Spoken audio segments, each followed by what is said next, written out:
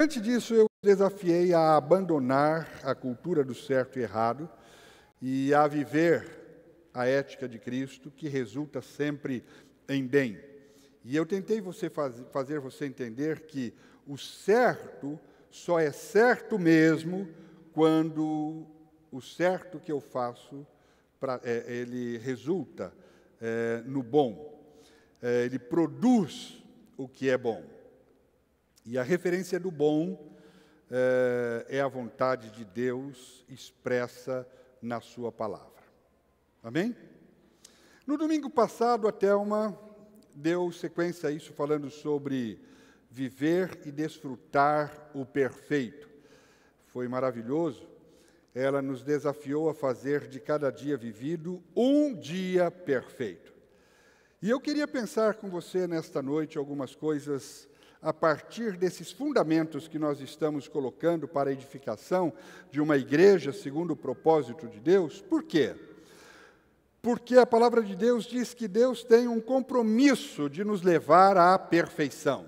Então eu quero pegar de novo essa linha e conversar com você nesse sentido. O apóstolo Paulo disse aos crentes em Éfeso, na sua carta aos Efésios, no capítulo 4, que Deus concedeu dons em cima e embaixo, e Ele encheu o céu e a terra com as suas dádivas, com o propósito de treinar os seguidores de Cristo, para que haja um serviço de qualidade no corpo de Cristo, que é a igreja. E Ele fez isso para que todos possam trabalhar juntos em perfeita harmonia e sintonia, numa resposta cheia de gratidão e dedicação eficiente a Cristo Jesus. E que a gente faça isso como adultos, plenamente maduros, plenamente desenvolvidos, plenamente cheios de vida, como Cristo. Então, em Efésios capítulo 4, verso 3, nos é dito o propósito de Deus ter derramado tantas bênçãos sobre nossas vidas. E ali é dito, para que todos cheguemos à estatura de pessoas... Pessoas o quê? Perfeitas. Jesus, orando ao Pai Celestial, lá na sua oração sacerdotal, em João capítulo 17, verso 23, ele diz isso. Orando ao Pai, ele disse, eu dei-lhes a glória que a mim me deste, para que sejam um como nós somos um, eu neles e tu em mim, para que eles sejam, diga comigo, perfeitos em unidade, e para que o mundo conheça que tu me enviaste a mim, e que tens amado a eles como me tens amado a mim. E nos desafiou dizendo, lá em Mateus 5,48, vamos dizer todos juntos, sejam perfeitos, assim como é perfeito o Pai de vocês que está nos céus. Vamos dizer de novo, sejam perfeitos, assim como é perfeito o Pai de vocês que está nos céus. Olha que coisa extraordinária. Agora, entender desafios como esse sempre foi muito difícil. Para nós isso sempre foi um enigma, algo incompreensível. Perfeitos como Deus? Que desafio é esse que Jesus nos faz? Imagina, perfeitos como Deus. Por quê? Isso se torna tão difícil, tão incompreensível, tão inaceitável em nossas mentes. Porque, para nós, perfeição é algo sempre associado com a ausência de defeito. Por isso que é impossível de entender essa realidade e esse desafio. Porque a gente pensa a perfeição a partir de algo sem defeito. Mas Jesus, quando propôs a perfeição, ele não estava falando de certo ou errado e nem tampouco de ausência de defeito. Ele estava falando da nossa identificação com a natureza do Pai. Então, quando Jesus está falando de perfeição, ele está falando da plenitude, porque esta é a natureza do Pai. A natureza do Pai é plena. Então, ele está nos identificando com a natureza do Pai. Então, para Deus, perfeito é aquilo que é pleno, que é cheio, que é completo, que é intenso. Amém? Então, essa é a primeira compreensão que eu gostaria de imprimir na mente dos irmãos, desfazendo essa ideia natural que nós carregamos de que perfeição é a ausência de defeito, e nós substituíssemos isso na nossa mente, para pensar, a partir das categorias de Deus, que perfeito é algo que é pleno, que é cheio, que é completo, que é intenso. Então, sejam intensos, sejam plenos, sejam cheios, assim como cheio, como pleno é o Pai de vocês que está nos céus. Amém? Deu para entender? Então, o nosso conceito de perfeição, ele deixou de ser um conceito a respeito da essência e passou a ser um conceito a partir da aparência, a partir da estética. Então, nós estamos com o conceito estético de perfeição e não com o conceito de plenitude, de essência. E como a gente não sabia disso, e como a gente não sabe disso, tentando ser perfeito por fora, nós estamos ficando estragados por dentro. Então, na nossa aparência, nós estamos ficando cada dia melhor, mas por dentro, nós estamos ficando cada dia mais incompletos. Então, é muito comum que a gente pense a vida cristã, que a vida cristã seria Deus entrar totalmente na minha vida. Não é essa a ideia que a gente tem? Que vida cristã é deixar que Deus entre totalmente na nossa vida? No entanto, amados, a vida cristã é o Espírito de Deus operando de tal maneira na minha vida que eu entro totalmente naquilo que é a condição que Deus estabeleceu para mim. Porque há uma vida preparada por Deus, esperando que eu entre nela. E que eu faça isso de corpo, de alma, de todo entendimento.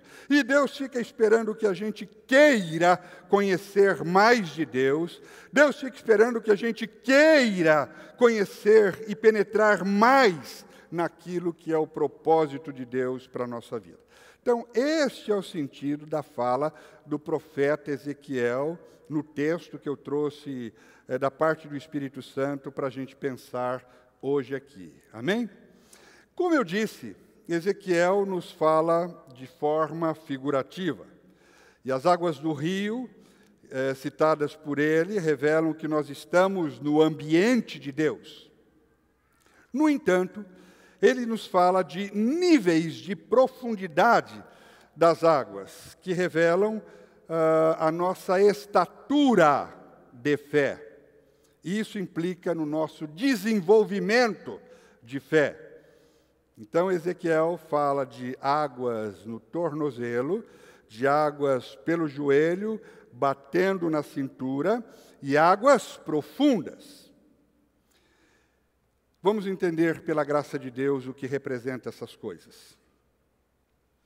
Águas no tornozelo e águas no joelho e na cintura são duas denúncias que o profeta Ezequiel vai fazer. E águas profundas é um desafio. Então vamos lá.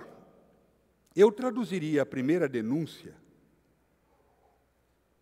da seguinte forma: as pessoas têm gastado o tempo delas para pensar pouco sobre muita coisa, em vez de pensar muito em poucas. Isso quer dizer o seguinte, que a vida das pessoas está se tornando um rio largo e raso. Deus não quer que você tenha uma vida larga e rasa.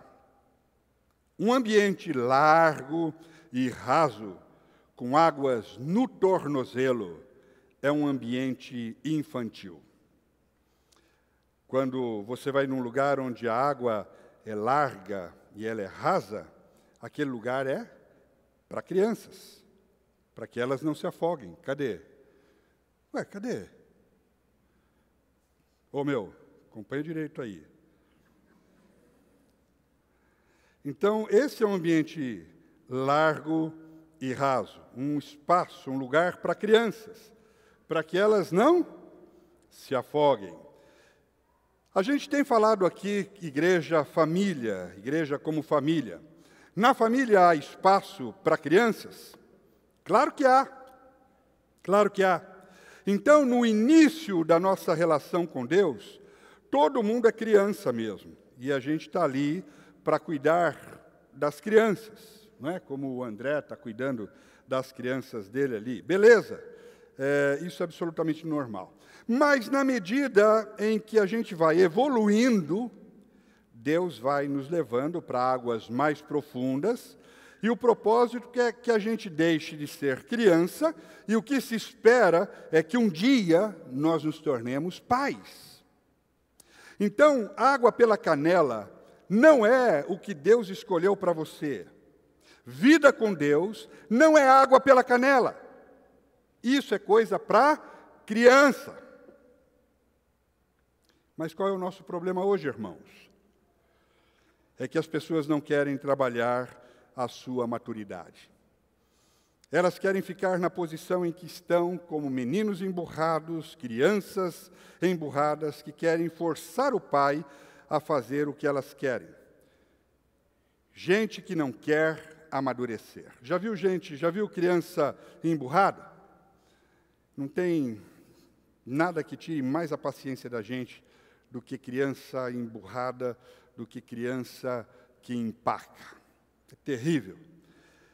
E hoje eu vou falar um negócio para os irmãos. Hoje o mundo está infantilizado. O mundo está infantilizado tanto que hoje o que a gente mais vê na rua, nos shoppings, nos restaurantes, nas escolas, são pais e mães reféns da tirania de crianças cheias de vontade. O meu sobrinho Jean é professor de inglês numa escola aqui da cidade, grande da cidade, e ele estava me contando como ele ficou impressionado esses dias com uma criança de 4 anos de idade, que ficou na aula dele com a chave do carro da mãe na mão durante toda a aula, para ter certeza de que a mãe não ia embora enquanto ele estava tendo a aula ali. Então, os pais hoje têm uma impotência em pegar uma criança cheia de vontade, cheia de capricho, cheia de desejos, e tomar a mão dessa criança e forçar ela a andar no caminho que ela tem de andar.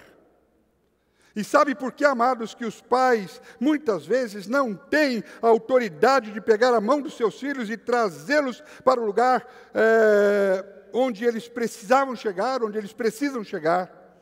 Porque esses mesmos pais são infantis nos seus relacionamentos, são inseguros nas suas relações, são inseguros nos seus casamentos, são inseguros na sua vida profissional, porque ele é um menino grande, tentando conduzir um menino pequeno. Tem medo, não tem certeza. Pais que não têm certeza de que o que Deus colocou no coração deles é o melhor para os seus filhos. E não têm segurança de pegar na mão do menino e falar com segurança, é por aqui, e pronto. Estão sempre negociando. E esse tipo de comportamento e de temperamento que está muito hoje presente e que está tomando conta da sociedade dos nossos dias, a gente leva para Deus, achando que Deus é esse pai meninão, inseguro também, que relaxa diante das nossas vontades, que Ele não vai dar conta de não ceder aos nossos caprichos. Então é só cantar muito louvor, fazer muita oração, fazer muita vigília no monte, e aí Ele não aguenta. E vai fazer o que a gente quer que Ele faça. Coisa mais louca. Que coisa mais louca. Não, amados. Deus sabe exatamente onde Ele quer chegar com a gente, e Ele não tem a menor dificuldade de pegar a minha mão e dizer, é por aqui. Mas eu não estou afim. Mas é por aqui, pronto. Quem não está afim sou eu de negociar com você. Então, na vida cristã, é a mesma coisa. O cara não quer deixar de ser criança. Criança cheia de vontade, criança cheia de capricho, criança cheia de desejos. Então, definitivamente, água pela canela não é o que Deus escolheu para você. A evolução da nossa fé está no fato de que ela começa trabalhando as nossas emoções, trabalhando os nossos sentimentos, os nossos desejos, mas ela vai trabalhando e afetando a nossa razão, a nossa maneira de pensar e de entender a vida. Então, nós somos chamados para evoluir na vida cristã e na fé cristã. Entenderam? Aí Ezequiel, na sua visão, ele nos diz mais. Mediu mais 500 metros, levando-me pela água que dava agora no joelho. E mediu mais 500 metros, levando-me pela água que dava na cintura. E com isso ele nos dá uma segunda percepção espiritual e da vida cristã. As pessoas hoje querem águas rasas e largas, porque elas querem ter controle. Elas querem pisar no chão e ter domínio sobre aquilo que elas estão fazendo. E Deus não quer controle, Deus quer conhecimento. Deus não quer que você tenha controle. Não existe paz no controle, só existe paz no conhecimento. Nada é mais perturbador, nada é mais ansioso do que tentar manter o controle sobre algo ou alguém. O controle é uma expressão do quê? De vaidade.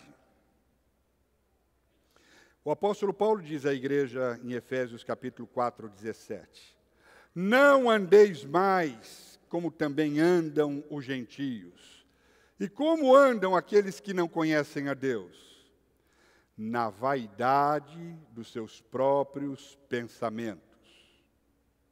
Então tem uma coisa, irmãos, às vezes a gente acha que só o fato da gente estar sendo sincero, só o fato do meu coração estar pegando fogo, isso já é a conversão. E muitas vezes a gente está falando a Deus com o coração cheio de paixão, mas com a mente cheia de vaidade. Porque a gente não está diante de Deus para ouvir o que Deus tem para nos ensinar.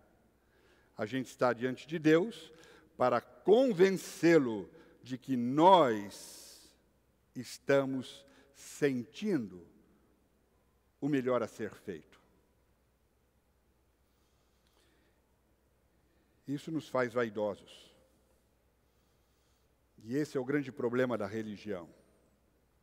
Manipular Deus. Ter o controle das coisas e do próprio Deus. E essa pessoa vaidosa, ela demora demais para entender as coisas. O tempo dela, ela está sempre atrasada. Ela está sempre atrasada no entendimento dos processos, seja com Deus, seja com a família, seja com tudo.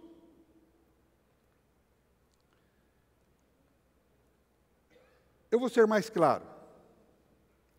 Irmãos, pelo amor de Deus, não crie seus filhos de maneira a pensar que você vai ter o controle sobre a vida deles. Desencana, irmão. Desencana do controle. Desencana que você vai ter controle sobre a sua mulher, meu irmão. Irmã, desencana que você vai ter o controle sobre os seus maridos, que você vai ter controle sobre os seus filhos, sobre o seu marido, sobre os seus filhos, sobre os seus amigos, sobre o seu pastor, sobre a sua igreja, sobre a sua empresa, sobre os seus funcionários. Isso é soberba. Controle é soberba.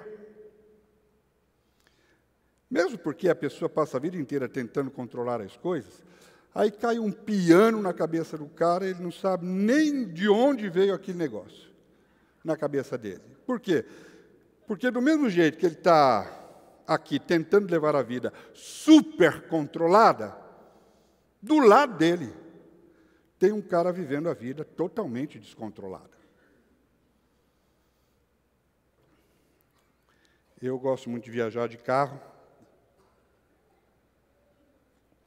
E numa das minhas últimas viagens, numa estrada de mão dupla, eu, numa subida, quando eu tive a visão, já passando aquele momento, né, sem visão, quando eu me deparei com a visão mais longa, num espaço como daqui, lá na porta, mais ou menos, vinha um carro na minha direção, completamente desgovernado. E eu percebi que o cidadão estava dormindo. E eu vi aquilo, e eu tive que, não só continuamente em oração, mas prestar muita atenção naquele camarada que vinha desgovernado. E é um negócio horrível, porque você não sabe para onde que ele vai, que lugar que ele... Então o cara vem dormindo assim, para cá, para lá, para cá, e isso em questão de segundos. Eu tive que tomar uma decisão, porque apesar de eu estar fazendo meu papel como motorista, eu me deparei com um camarada desse que estava completamente descontrolado do meu lado. Graças a Deus, não houve susto maior, mas eu pensei uma coisa, depois, a partir daqueles próximos quilômetros que eu estava dirigindo. Eu pensei que não há nada mais pontual do que o acidente. Nada é mais pontual.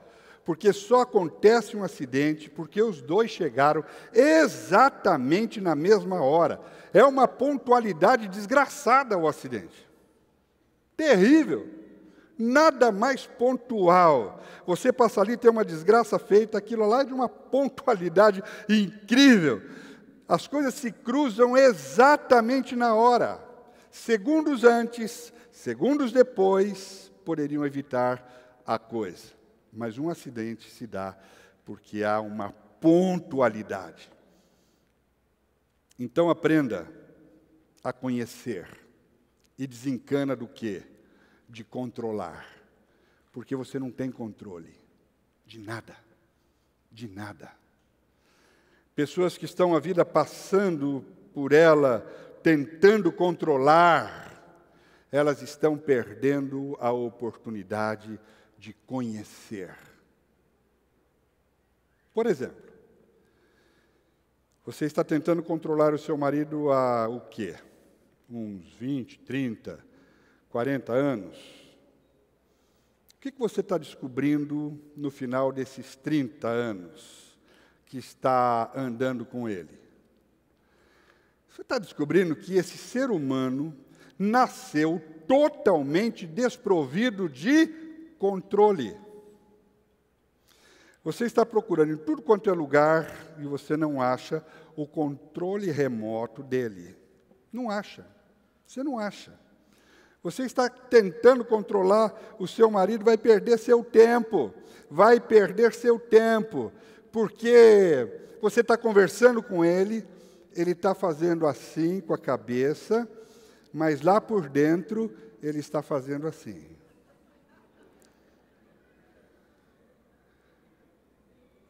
Não se iluda. Não se iluda. O controle não é coisa para nós. Então, irmãs, parem de perder tempo querendo controlar seu marido, sua esposa, viu, irmão? Seus filhos, e passe a conhecê-los. O amor é para que a gente tenha a calma, a paciência de conhecer, de ser profundo na relação. Por isso que o amor excede a todo entendimento. E as pessoas estão perdendo tempo em querer entender.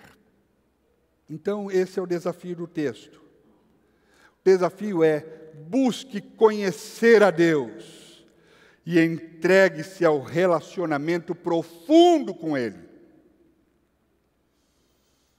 Tem cristão que ele não evolui, não desenvolve na vida cristã, porque ele acha que as coisas virão exatamente no lugar onde ele está, ali no raso, no lugar da brincadeira, no lugar da diversão, no lugar do controle dele. Ele não entende que a vida cristã é uma trajetória, a vida cristã é uma caminhada, a vida cristã é um aprofundamento. Deus quer pegar na nossa mão e nos forçar a uma trajetória de desenvolvimento. Mas tem muita gente que não quer desenvolver, quer trazer Deus para a sua realidade, quer trazer Deus e fazer Deus refém das suas limitações, quer enquadrar Deus no seu plano medíocre e não entende que a vida cristã é uma caminhada, é uma trajetória, que nós somos obrigados, que Deus nos chama para isso. O desafio é: aprofunde o seu conhecimento. Essa foi a constatação do profeta Ezequiel. Ele mediu mais 500 metros, e a essa altura já era um rio que não conseguia mais ser atravessado a pé, só era possível cruzá-lo a nado, um rio que ninguém conseguiria passar andando, rio de águas profundas. Então ele disse: filho do homem, você olhou bem? E em seguida ele me levou de volta para a margem do rio. E enquanto eu estava sentado ali, percebi muitas árvores nos dois lados do rio. E ele me disse: essa água corre para o leste, desce até Arabá, e depois vai para o mar de águas paradas. O rio é o Espírito Santo, o mar é um mundo de águas paradas. E o que acontece quando esse rio invade o mar de águas paradas?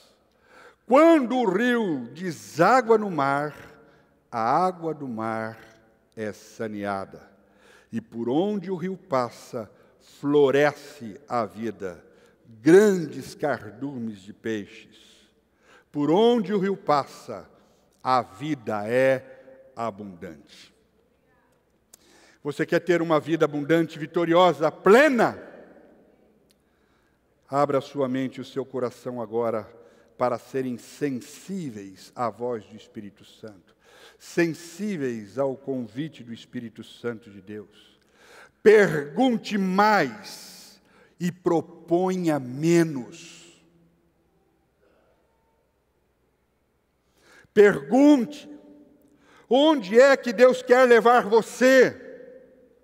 Pergunte o que Deus tem preparado para você. Pergunte qual é a vida que Ele quer que você viva. Ao invés de ficar dizendo: é isso, eu quero isso, faz assim, faz daquele jeito, manda fazer daquele outro jeito, esse jeito não está legal, esse jeito não está bom. Pergunte, ao invés de propor. Não traga Deus para o seu lugar raso. Entregue-se a uma vida de aprofundamento. Escute Deus, dobre o joelho. Converse com o Pai. se nós formos transformados no nosso entendimento, há uma vida para ser vivida por nós. Há uma vida para ser manifestada através de nós. Mas isso é uma caminhada. Eu tenho de dar um passo, eu tenho de pisar na água, depois eu tenho de entrar nessa dimensão de águas profundas. Não é trazer Deus para a minha realidade, mas é finalmente, tendo o meu entendimento transformado todo dia, me deixar levar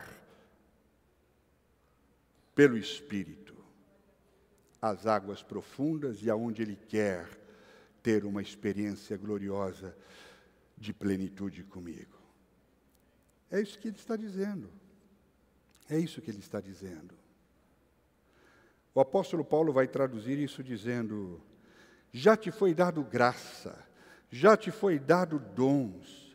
Deus fez todas as coisas para quê? Verso 12 do capítulo 4. Tendo em vista o aperfeiçoamento dos santos. Então, meus amados, Deus quer que todo mundo aqui seja perfeito em tudo.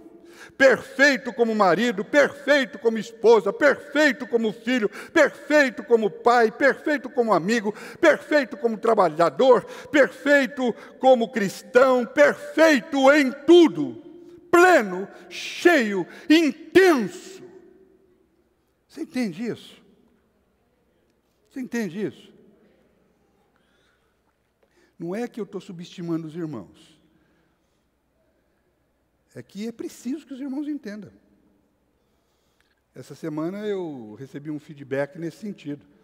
Pastor, o senhor precisa pregar diferente, outra coisa, porque ninguém entende nada que o senhor está dizendo. Eu entrei em crise. Não é possível, meu Deus. Mas você está entendendo? Amém, irmãos? Jovens, vocês estão entendendo? Glória a Deus. Amém. Porque senão está tudo perdido.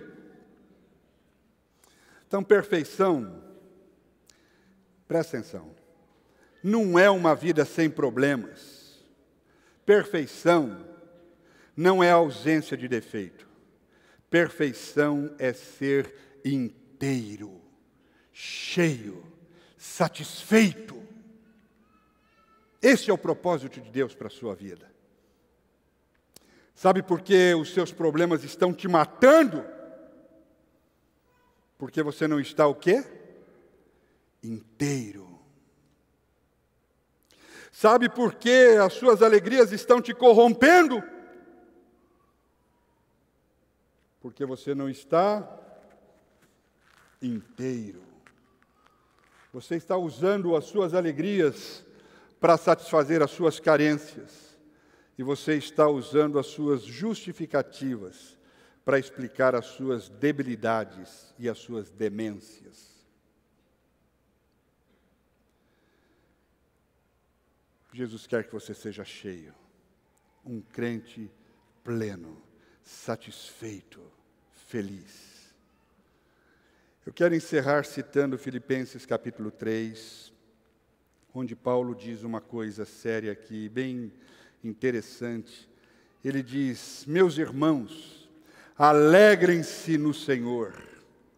E ele diz assim: escrever-lhes de novo as mesmas coisas não é cansativo para mim, e uma segurança, é uma segurança para vocês. Isso aqui aliviou meu coração. Isso aí me trouxe paz depois do feedback.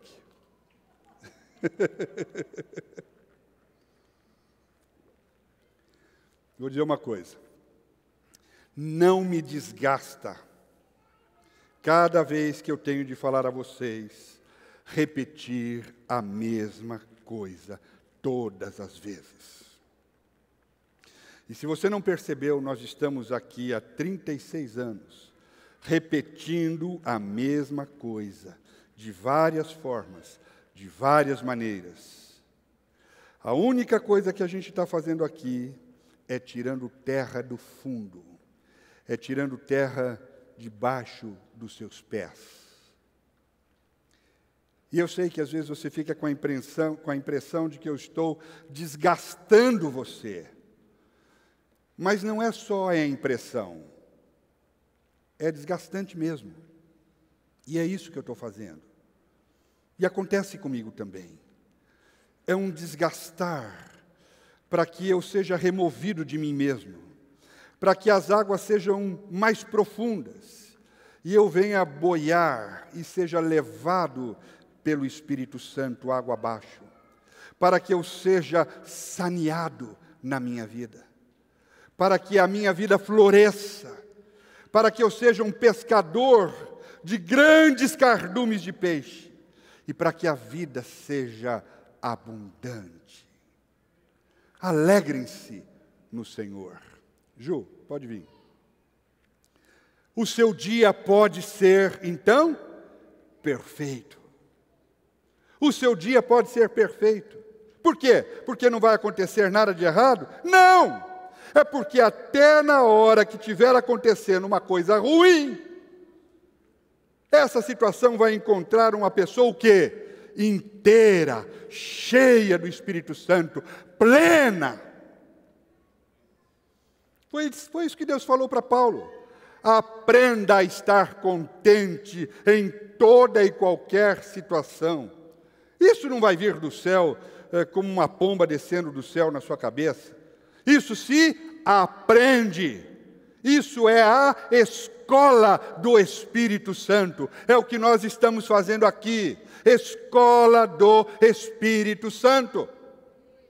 E a igreja tem como objetivo, entre outras coisas, nos educar a viver a vida cristã. Então é um aprendizado, não é um arrepio. É um aprendizado, não é uma emoção. Não é um sentimento, não é um tremelique. É um aprendizado. Paulo não virou isso da noite para o dia. Ele disse, eu aprendi a ser um homem contente em toda e qualquer situação. E onde é que ele aprendeu isso? Ele aprendeu isso com o Espírito Santo, em comunhão, andando junto, se aprofundando na relação. A tua graça, a tua misericórdia, o teu amor são bastante para mim. Eu não vivo aqui à espera de alguma situação, ou quem quer que seja, venha se fazer o meu maior estímulo. Não, sabe o que é o meu maior estímulo? A tua graça me basta. Aleluia, aleluia.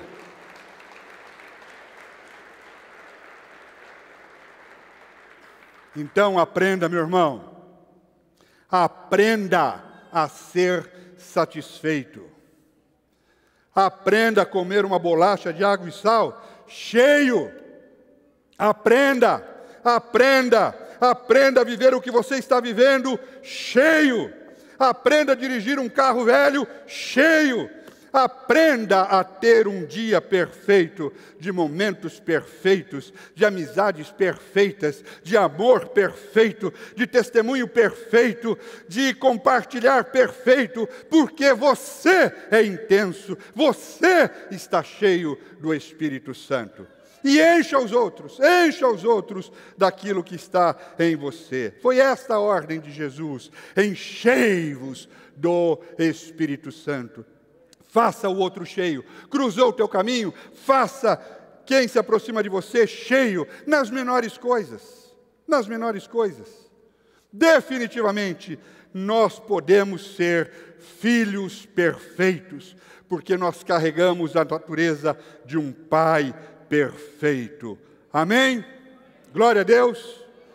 Deus seja louvado. Eu quero convidar você a curvar sua cabeça. E eu quero levar você a orar e pensar nessa realidade, nessa noite, através dessa revelação que o Espírito trouxe ao seu coração. Que você encontre graça para experimentar essa realidade de uma vida plena, de uma vida abundante, como a de Cristo Jesus. E esse é o caminho. Não é água pela canela, não é água pela cintura, onde eu tenho compreensão das coisas, mas não a solto, porque eu quero estar no controle. Não. O que Deus quer é um aprofundamento de relação, de conhecimento. de você, de Deus, e de você, das pessoas que cruzam seu caminho, da igreja, de uns para com os outros, e de todo o plano de Deus para as nossas vidas.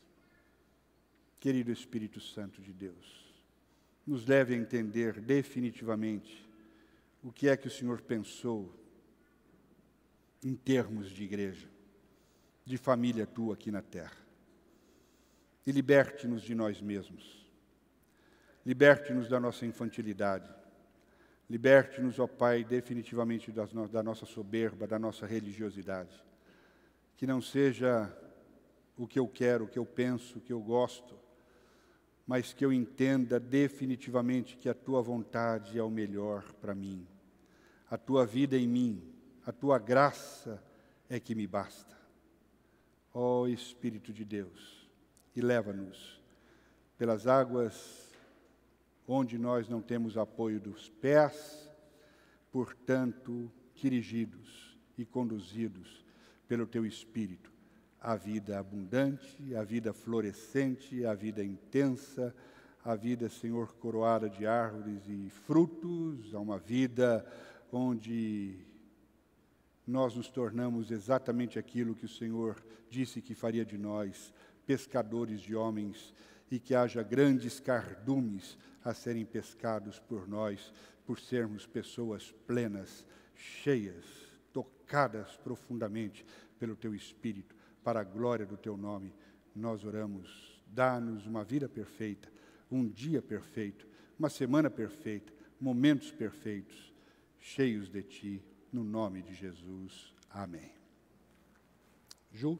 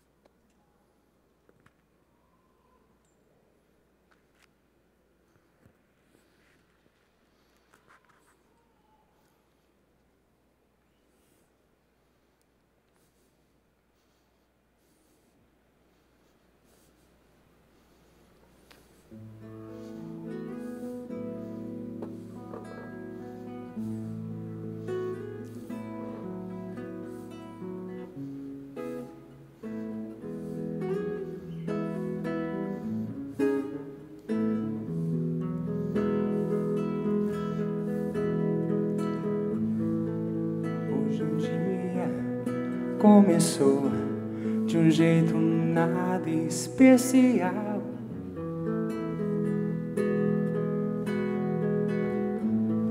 Hoje o sol não acordou e deixou tudo tão normal. Só um café bem forte pra curar, só com horário pra chegar.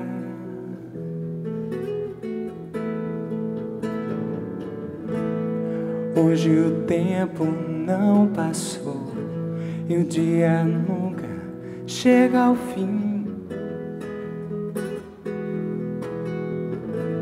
Hoje ninguém se lembrou que não precisa ser assim. Não importa quão ruim esteja, você pode fazer que seja um dia perfeito, um dia perfeito,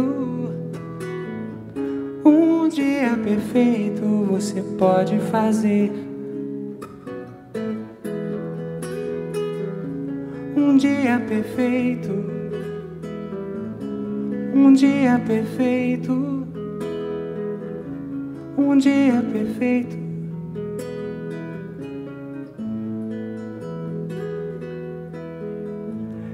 Essa semana o pastor pediu para que eu cantasse essa música. Ele falou, já tem um tempo, né, que eu não venho aqui cantar. E falou, é meio que um reggae, né? Eu olhei um cara cabeludo de Rastafari, o pastor Lu de Souza. E ele falou, eu vi que a música parece com você. Daí eu olhei o cara, e falei, bom, reggae, eu acho que não sei, sou eu. Mas depois eu fui ler a letra, eu li outra letra, depois eu vi outra música que falava de o melhor lugar do mundo, dizendo que somos nós o melhor lugar do mundo. E daí eu pensei, depois eu vi essa música falando do dia perfeito. E esse dia perfeito só existe se a gente aceitar essa perfeição, né? O dia nunca vai ser perfeito, porque o mundo é imperfeito, o mundo jaz no maligno. E se a gente esperar que o mundo seja perfeito, que o dia seja perfeito, para a gente se tornar feliz, isso não vai acontecer, né? E a felicidade é o que a gente espera, a felicidade é o que a gente almeja, né? E a gente desconhece muitas vezes. E a necessidade da gente conseguir alcançar esse motivo da gente estar aqui, né? É através dessa possibilidade da gente se tornar perfeito seguindo a Cristo. Não tem outra opção, né? Essa semana eu vi o filme que o pastor falou também. E como é difícil, né? Eu vendo Paulo falar, eu falei, Jesus, como, né? A gente, em tudo, dá graça em tudo, ser bom apesar do mal, né?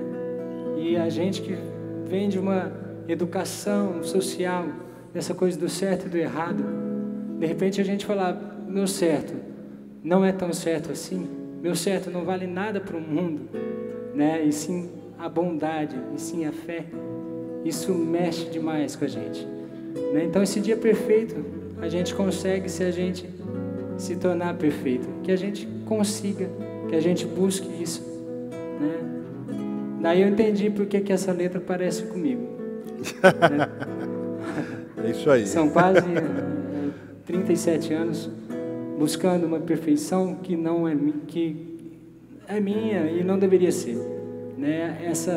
O certo não existe, né? E isso deixa a gente triste, tantas vezes angustiado, mudando de situações, mudando de posturas, mudando de tantas coisas, em busca de algo que a gente vislumbra, de algo que a gente sonha, mas esse algo só existe se a gente conseguir transformar nós mesmos. É difícil pra caramba, mas a gente vai conseguindo com o passar do tempo, a gente vai conseguindo buscando ao Senhor em primeiro lugar. Amém. Isso vai nos tornar perfeitos e assim podemos viver um dia perfeito. Até quando eu li a letra do café para aguentar o dia, eu tomava muito café. Hoje eu estou tomando chá de camomila, que é bem mais tranquilo. Acho que vale bem mais a pena a gente se acalmar do que a gente querer se ligar para viver esse dia cinza, sem sol. Hoje o dia começou de um jeito nada especial.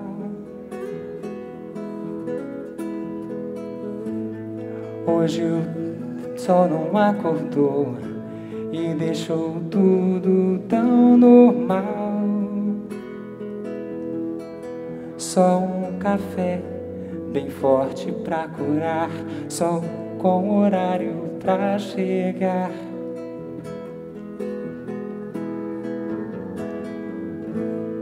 Hoje o tempo não passou e o dia nunca chega ao fim.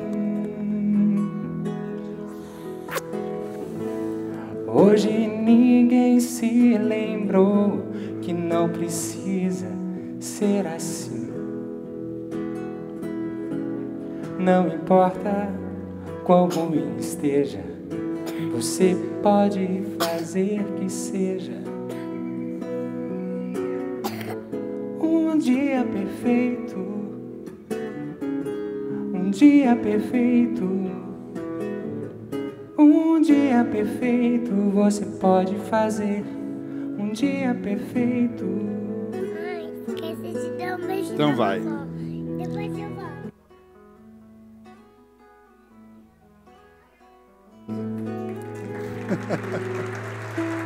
Deus nos abençoe. Obrigado, Gil. Glória a Deus. Vamos ficar em pé. Diga para quem está ao seu lado: tenha um dia perfeito, completo, cheio, que cada minuto da sua vida seja cheio. Amém? Dá um abraço gostoso nessa pessoa que está ao seu lado. Tenha um dia perfeito.